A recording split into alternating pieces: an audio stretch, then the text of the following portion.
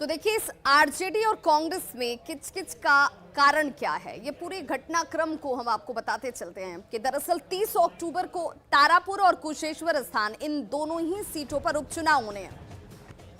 इनमें तारापुर में पिछली बार आरजेडी ने अपने उम्मीदवार को उतारा था,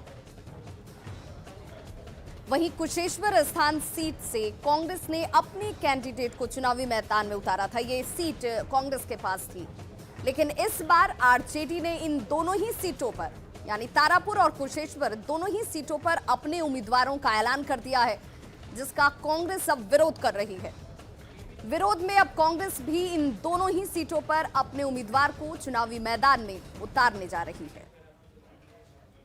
तो जरूरी है कि 2020 विधानसभा चुनाव में तारापुर का परिणाम क्या रहा, यह भी जान लिया जाए। तो तारापुर में 2020 में जेडीयू के उम्मीदवार की जीत हुई थी।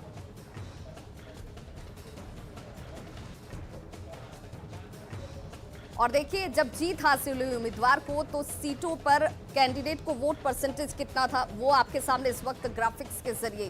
तारापुर से आरजेडी के उम्मीदवार को 32.80% वोट हासिल हुए थे।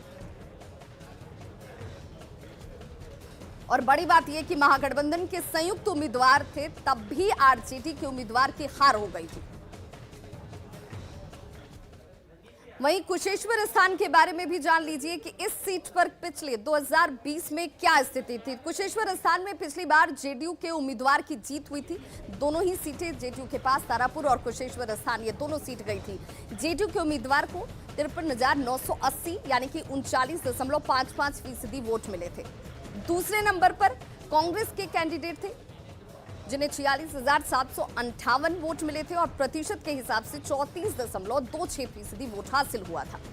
महागठबंधन के संयुक्त उम्मीदवार थे कांग्रेस के उम्मीदवार की, तब भी हार हुई थी। लेकिन इस बार हालात हैं कि महागठबंधन खुद ही तार तार नजर आ रही है। दोनों सीटों पर परिणाम और कांग्रेस और आरजेडी में संग्राम के बीच खबर को समझने की बात करें तो आरजेडी क्यों ऐसा कर रही है, यह भी बेहद महत्वपूर्ण हो जाता है। आरजेडी दोनों उम्मीदवार देकर कांग्रेस को संदेश देने के मूड में है। देखिए, आरजेडी की तरफ से दोनों सीटों पर उम्मीदवार खड़े किए गए। पिछले चुनाव में कांग्रेस को 70 सीट देकर भूल हो गई थी। ये भी एक बड़ा मैसेज इस सीट पर अपने दावेदारी के साथ 70 सीट देना चुनाव में महागठबंधन के हार का कारण बना। यह लगातार आरजेडी की तरफ से कहा गया। महागठबंधन में बड़ी पार्टी ही अब फैसला लेगी और बड़ी पार्टी आरजेडी है, और इसीलिए आरजेडी किसी दबाव में कोई फैसला नहीं लेने वाली है। इसे लेकर वो स्वतंत्र है। हमारे सहयोगी रविश नारायण हमारे साथ इस वक्त लाइव जुड़ गए हैं ज्यादा जानकारी के साथ। रवि, ये दो सीट बिहार की सियासत में इस वक्त और आरजेडी के लिहाज से बहुत मायने रखती है। यही वजह है कि महागठबंधन धर्म का पालन हो न हो, साथी नाराज हो न हो, यह फर्क नहीं पड़ता। इस बार आरजेडी अपने हिसाब से इन दोनों सीटों पर अपनी दावेदारी कर रही है।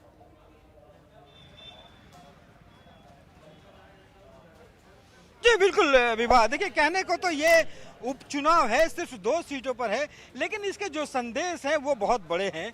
और यही कारण है कि आप देखिए कि उपचुनाव सिर्फ 2 सीटों पर जो गठबंधन की जो एकता है वो पूरी तरह से तार तार हो गई।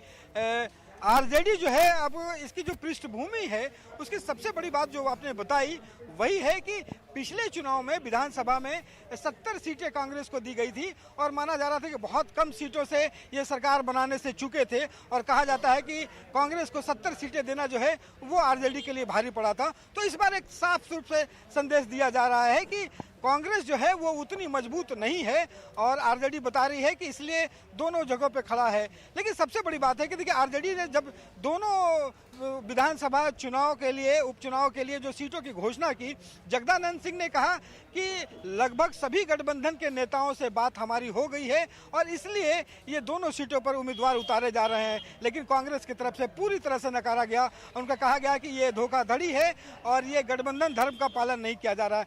आपको बता कि कांग्रेस जो है वो एक दौर की बैठक कल हुई है।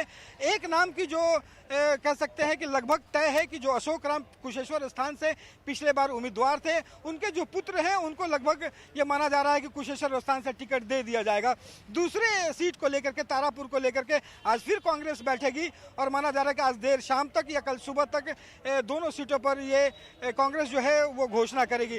देखना दिलचस्प होगा कि कन्हैया के शामिल होने के बाद ही जिस ढंग से महागठबंधन में दरार पड़ी है, इस बार के उपचुनाव में कन्हैया और तेजस्वी दोनों एक दूसरे के खिलाफ कह सकते हैं कि बिल्कुल रवि, ऐसे में सवाल ये उठता है कि इस महागठबंधन की तकरार से या इस दरार से फायदा किसे पहुंचेगा? आरजेडी अगर अपने दम पर दोनों सीटों पर दावेदारी कर रही है, उसे ये लगता है कि कांग्रेस भले ये सीट हार गई हो लेकिन हम ये सीट निकाल सकते हैं, हम ये जीत सकते हैं। लेकिन आने वाले वक्त में इस दरार के क्या असर नजर आते हैं?